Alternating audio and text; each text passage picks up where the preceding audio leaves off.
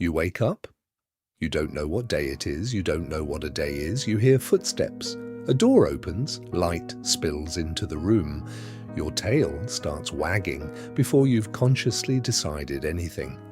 Assuming you even have a concept of deciding, the giant, hairless ape you live with says your name. A sound you've learned means you, or at least the creature you currently are.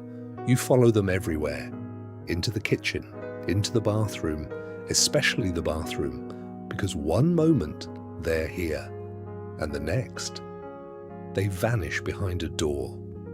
And for all you know, they might never come back. Every day is a mystery. Every absence is potentially forever. Every vacuum cleaner is an incomprehensible mechanical demon, and somehow, despite all this, dogs still seem happier than us. Which raises a strange question. What if being a dog is far more existential than we realize? This is the existential dread of being a dog. What does a dog know, and perhaps more importantly, what does it not know? Dogs clearly understand many things. They recognize faces, learn words, read emotions, and manipulate humans with astonishing efficiency. The sad eyes near dinnertime strategy alone deserves its own Nobel Prize. But dogs almost certainly don't possess the kind of narrative self-humans do. You have a story. I was born here. I became this person. I hope to become someone else. Your identity stretches across time. A dog's identity may not. You are the protagonist of a long-running series. A dog may experience life as an endless collection of episodes.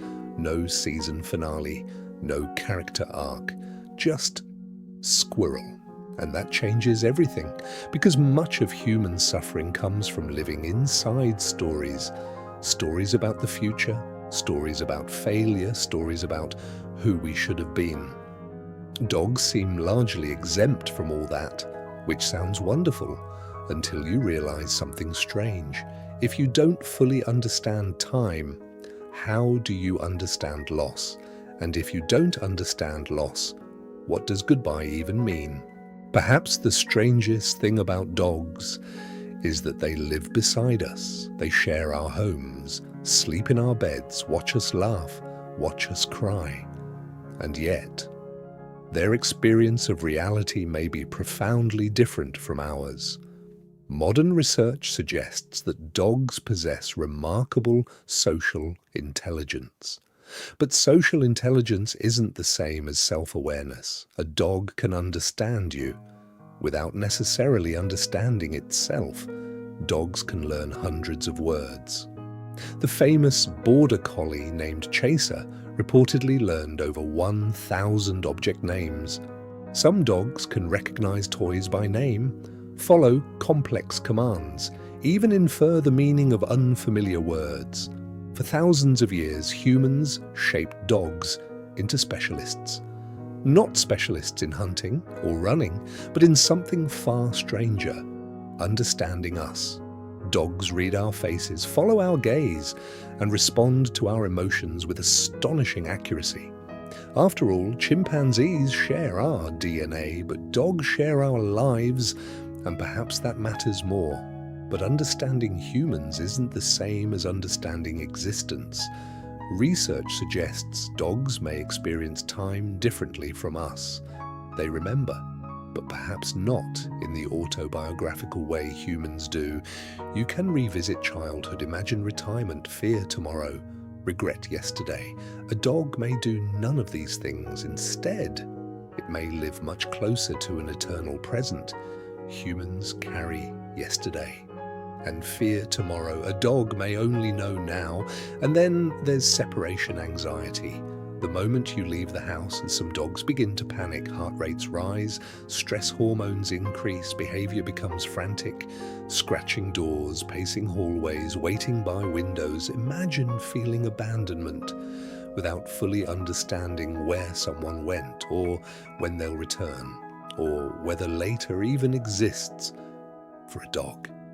Every goodbye may contain a small apocalypse, and yet, when we finally come home, They forgive us instantly. No resentment, no silent treatment, no passive-aggressive text messages, just joy, pure and uncomplicated joy. Perhaps dogs do not lack intelligence, perhaps they lack the burden of self, and perhaps humans suffer not because we know too little, but because we know too much. Perhaps humans suffer not because we know too little, but because we know too much. This is where philosophy becomes strange. The philosopher Martin Heidegger believed that humans are unique because we know we're going to die. Every dream, every memory, every plan for the future, quietly shaped by the fact that one day they will end. Dogs, as far as we know, do not carry this burden. A dog doesn't lie awake at 2 in the morning wondering whether consciousness survives death. A dog isn't having a midlife crisis because it never became a jazz musician. And according to Jean-Paul Sartre, humans are condemned to be free. We must constantly choose who we become and wonder whether we chose correctly. Dogs? Dogs have already solved that problem. Their philosophy appears to be remarkably simple. Ball exists. Ball is good. Ball disappears. Suffering. Ball returns. Joy. Perhaps enlightenment was never hidden in ancient books. Perhaps it was hiding in a tennis ball all along. But then comes a more unsettling thought. The philosopher Albert Camus argued that humans endlessly search for meaning in an indifferent universe. We ask questions that may never have answers. Why are we here? What happens after death? Did our lives matter? Dogs may never ask any of these questions. No existential crisis, no fear of wasting their lives, no anxiety about becoming someone else, or perhaps something stranger. Perhaps dogs do not lack meaning. Perhaps they live inside it entirely. A dog may never ask how much time it has left, and perhaps that is why every moment feels infinite. Maybe consciousness isn't humanity's greatest gift. Maybe it's our most sophisticated problem. Humans imagine futures that don't exist, replay pasts that cannot be changed, and lose the present while worrying about both. Dogs don't seem to do any of this. When they rest, they rest. When they play, they play. When they love completely. Perhaps dogs do not live shorter lives. Perhaps they simply lose fewer moments to worry. Meanwhile, somewhere nearby, a dog is experiencing the profound ecstasy of smelling a bush for 6 uninterrupted minutes. And maybe, just maybe, that dog has discovered something we've forgotten. The existential dread of being a dog may not be dread at all. It may be freedom from the burden we call self. Because in the end, the question isn't whether dogs understand existence.